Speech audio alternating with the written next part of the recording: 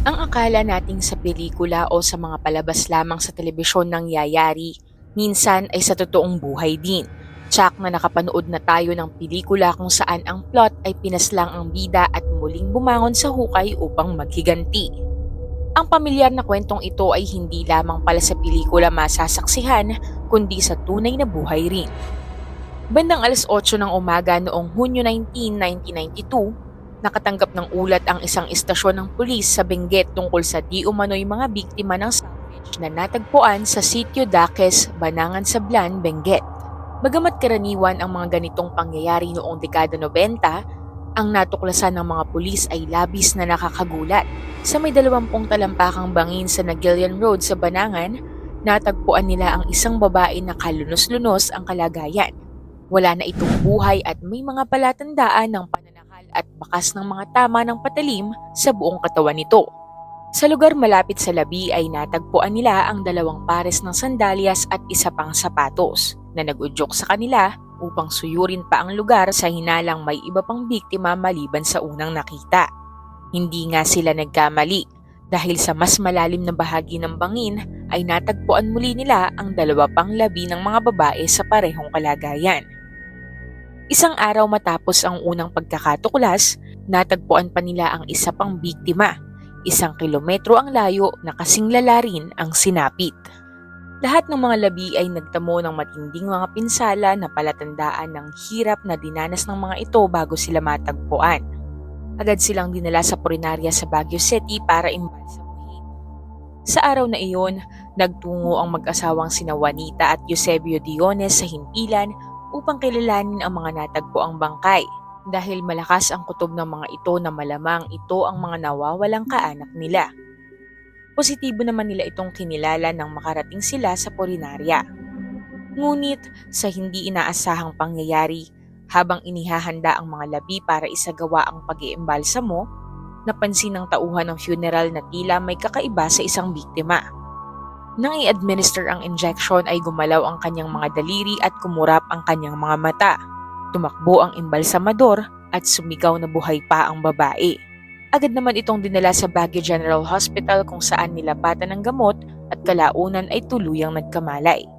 Siya ay si Mirna Diones, anak ng mag-asawang Juanita at Eusebio na noon ay 14 na taong gulang pa lamang.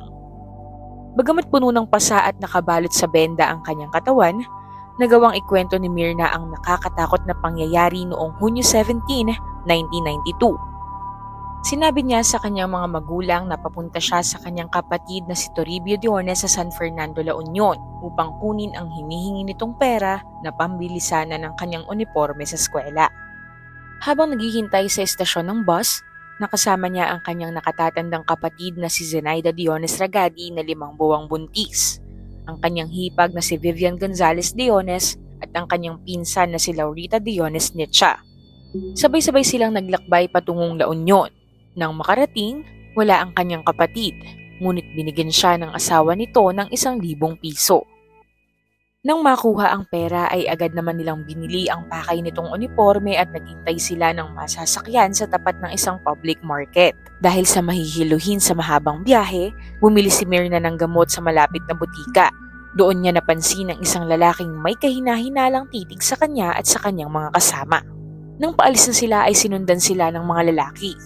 Ang lalaki na ngayon ay may kasama na ay kalaunang nakilala bilang mga pulis, si Edwin Tobiera at Jose Flores. Bago pa makasakay ay inakusahan sila ni Tobiera ng pagnanakaw sa palengke at pinigil ang kanilang pag-alis. Nabigla ang grupo dahil wala naman silang naaalalang ninakaw at namili lang sila ng damit. Ang mga pulis na bigla na lang sumulpot ay determinado na arestuhin ang mga babae kahit walang ebidensya.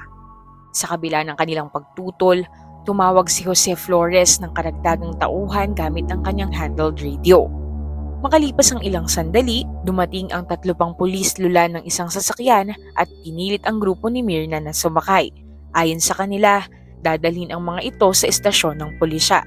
Ikinulong sila sa isang maliit na selda sa community precinct. Nanatili ang mga babae sa kulungan hanggang kinabukasan ng hapon. Nang sandaling umalis ang mga pulis, nilapitan sila ng kusinero ng estasyon at binalaan sila na ang mga pulis na humuli sa kanila ay masasamang mga tao. Sinabi niya na kailangan nilang sumunod sa mga ito kung gusto nilang umuwi ng buhay. Ipinagdiinan ng mga babae na wala silang kinalaman at si Vivian ang buntis na malapit ng mga anak ay nakiusap sa kusinero na tulungan sila. Gayunpaman, dahil na rin siguro sa takot sa mga pulis ay pinili nitong wag makialam at sinabing magagawa lamang nito ay balaan sila. Inengganyo pa nitong umami na lang ang mga babae kung totoong nakagawa sila ng krimen bago pa maging huli ang lahat. Patuloy ang pag-iyak ng mga babae nang bumalik ang mga pulis. Bago maghating gabi, dumating ang isang matangkad na lalaki. Tiningnan ang bawat isa sa kanila at natulog sa isang folding bed. Makalipas ang isang oras, muling lumitaw si Flores at sinabi sa kanila na ihaharap sila kay Mayor Ortega upang humingi sila ng tawad at makalaya. Madilim pa sa labas nang makita ni Myrna ang isang puting Ford Fiera at isang pulang kotse. Pinilit silang isakay sa Fiera habang si Laurita ay isinakay sa pulang kotse. Umalis sila bandang hating gabi kasunod ang pulang kotse.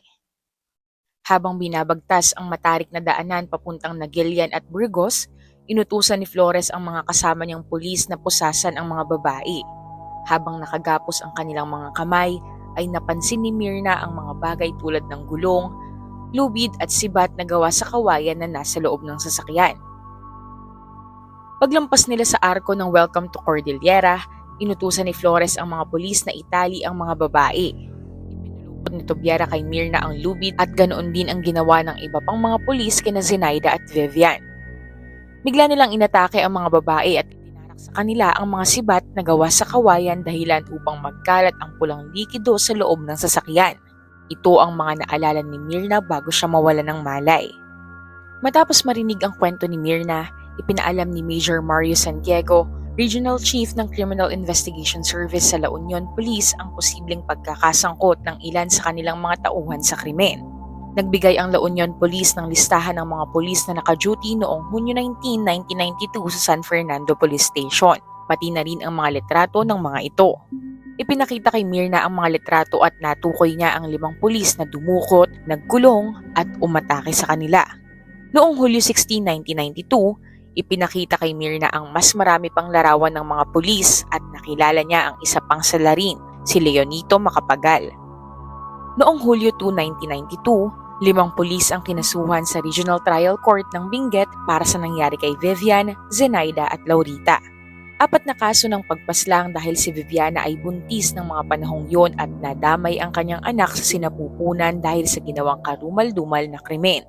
Gayon din ay karagdagang kaso para sa tangkang pagpaslang kay Myrna dahil na rin sa nakaligtas ito sa bingit ng kapahamakan. Gayunpaman, inabswelto ng korte si Leonito Macapagal dahil sa kakulangan ng ebidensya at nananatiling hindi pa nakikilala ang matangkad na lalaki na patuloy na pinaghahanap. Samantala, umapila ang 5 nahatulang pulis sa desisyon at kwestiyon ng umano'y kredibilidad ni Myrna bilang saksi. Ipinagdiinan ng mga pulis na si Myrna ay tila confused at inconsistent ang mga pahayag sa cross-examination. Sa kabila nito, nagdesisyon ang Korte Suprema pabor kay Myrna. Binigyang diin na ang kanyang pagkaligtas o pagiging survivor ay nagdala sa kanya sa posisyon bilang isang eyewitness na positibong itinuro ang mga pulis na sangkot. Naging consistent si Myrna sa magkakahiwalay na suspect identification procedure na inadminister ng kapulisan. Una, sa litrato ng mga pulis na nakatalaga sa San Fernando, La Union. Pangalawa, sa isang police lineup na isinagawa sa likod ng one-way mirror. Bagamat nagkaroon ng kaunting pagbabago sa mga detalye ng kanyang testimonya na hindi na rin katakataka dahil ikwinento niya ang karanasan niya wala pang 6 na buwan matapos mangyari ang trahedya na maaaring nagdulot ng trauma nito.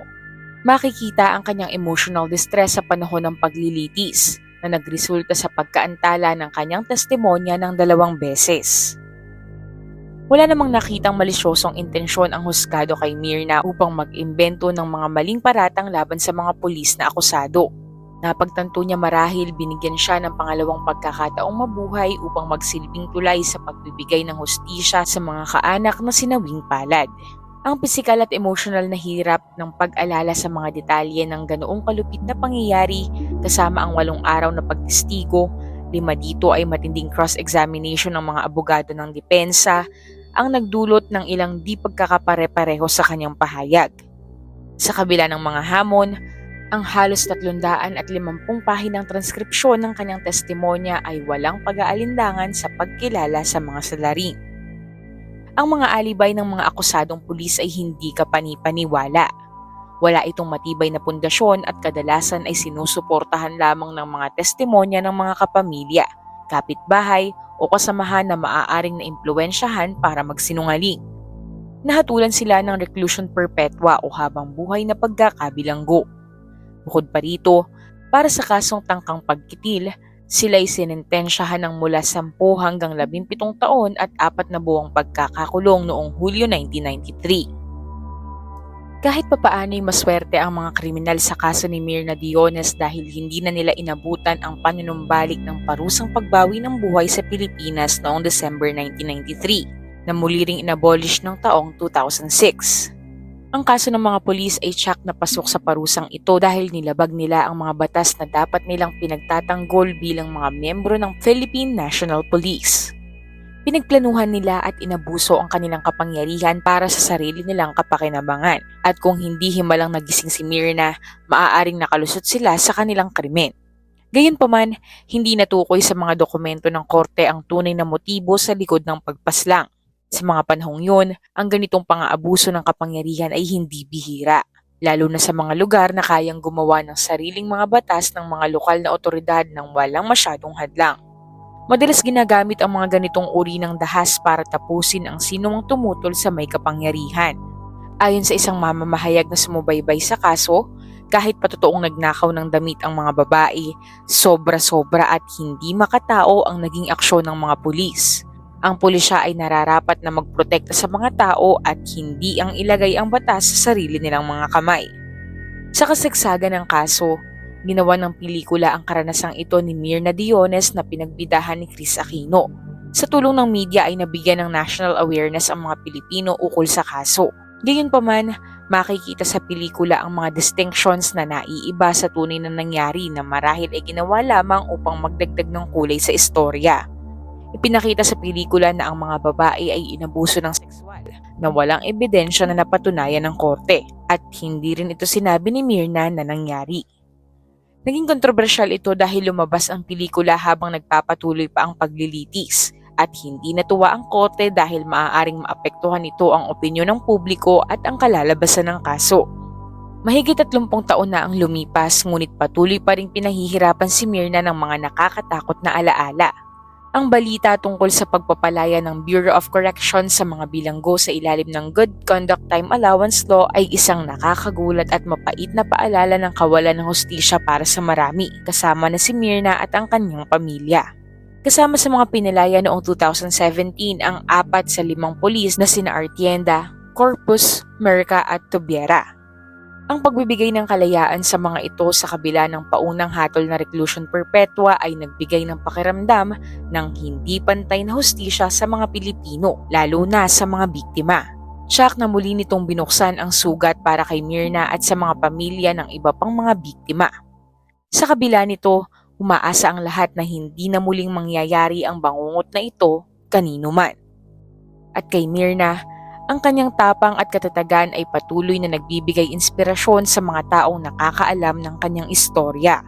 Ang kanyang kwento ay aalalahanin ng mga Pilipino bilang isang milagro mula sa peligro. Kung ikaw ay umabot na sa bahaging ito ng video, maraming salamat sa iyo. Para sa iba pang istorya, huwag mong kalilimutang mag-subscribe sa aming channel at kung may nais kang ma-feature na kwento na sa tingin mo ay angkop sa channel na ito, maaari mo itong isulat sa comment section. Ito ang Tagalog Bizarre Story Archives.